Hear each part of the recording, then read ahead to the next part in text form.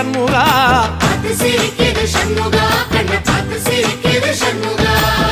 தென்பழனி சுத்தி சுத்தி மயில் பறக்குது சண்முகா